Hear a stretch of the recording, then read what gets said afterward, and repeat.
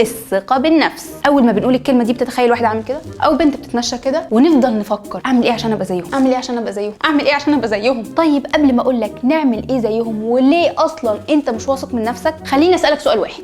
هو أنت المحافظ؟ هل أنت المحافظ؟ بلاش المحافظ. هل أنت الملكة إليزابيث؟ هل أنت؟ مش أنت. محدش مهتم خالص من المانيكير اللي طرفه قشر، ولا حد شايفك لما نفيت في المنديل. كلنا بننف، مكسوف من إيه؟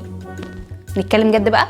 دي عفانه، محدش يعمل كده. قله الثقه بالنفس جايه من انك ملخص نفسك في مجموعه من الصفات اللي حواليك بيوصفوك بيها دايما. انت مثلا في البيت شايفينك فشلوا، مع انك شاطر في حاجات تانية هم مش شايفينها ولا فاهمينها، وانت على الرغم ان هم شايفينك هبله ما يعرفوش انت بتنصحي اصحابك بايه ولا بتقفي جنبهم ازاي. بصوا الصوره كده كده عمرها ما كانت كامله عند اصحابنا ولا اهلنا. محدش عارف انت مين غير نفسك. علشان كده طول الوقت بقول بلاش تاخد فكره عن نفسك من اللي حواليك، بلاش تاخد فكره عن نفسك من اللي حواليك، بلاش تاخد فكره عن نفسك من اللي حواليك. ممكن